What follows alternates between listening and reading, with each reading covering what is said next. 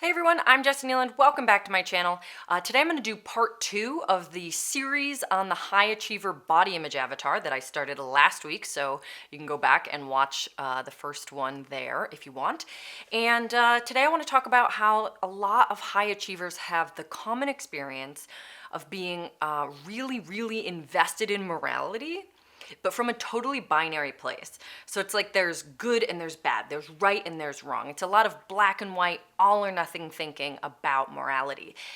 And unfortunately, this tends to show up really easily in places like diet culture and, fitness and wellness culture too. So it really pushes this narrative that, moral superiority can be earned by following all of these external rules. You eat a certain way, you exercise a certain way, you do certain things right, and if you don't do those things, you're lazy and bad, and everything can just be broken down into a million rules, each of which have a singular right answer. And the high achiever is often really obsessed with finding that right answer. Even if they're not following it, they want to be following it, they consider it better to be following it, and they'll feel guilty when they don't follow it. So there is this sense that they're trying to take their self-worth from their moral excellence. Their sense of identity and value comes from superiority, from being at the top of the social hierarchies, from having the most privilege, from basically like improving their social status and having other people look up to them, right? So in order to do that, they have to demonstrate moral excellence and correctness in all ways.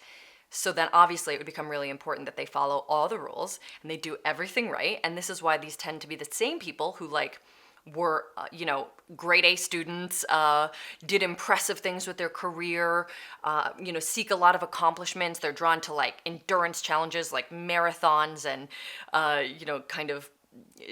those types of really difficult accolades. They seek them out because all of those things demonstrate their character. And that's what they're trying to do. Show how hard they work, show how talented they are, show how disciplined they are, whatever it is.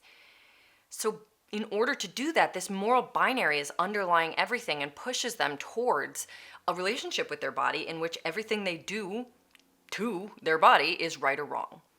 So if it's like they have a rule in their head that you can't eat sugar after 6 p.m. and they do it anyway, they're going to feel super guilty.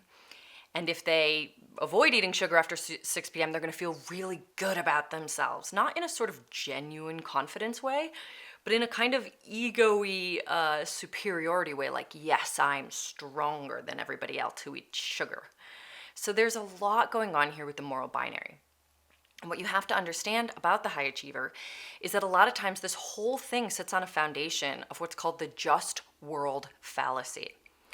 So the just world fallacy is where it's a cognitive bias, so it's not true, obviously, but it's where a person believes that everyone gets what they deserve, morally speaking, that the outcome of all of your choices lead to whether or not you have a good life. Now, the just world fallacy aligns really closely with the meritocracy, and this is a lot of the high achievers' lens of life. They're like, yeah, if I work hard, I'll be at the top of the social hierarchy because I'll be better than everyone, and that's what I want. Unfortunately, the flip side of this is if I'm at the bottom or if someone else is at the bottom of the social hierarchy, it's because they're lazy and bad and deserve what they got. So the high achiever tends to have a lot of oppressive internalized beliefs and can actually do a lot of harm to the people around them in their life because of these beliefs. But when they're doing harm to themselves in this way, it's because they are seeing everything through this moral binary. All or nothing, black or white. I'm good or I'm bad, I'm right or I'm wrong.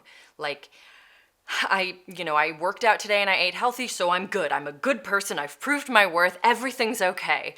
But then tomorrow, I slept in and I, ate junk food or whatever, so I'm a bad person. I'm so corrupt and awful and just, there's this really heavy sense of shame to that.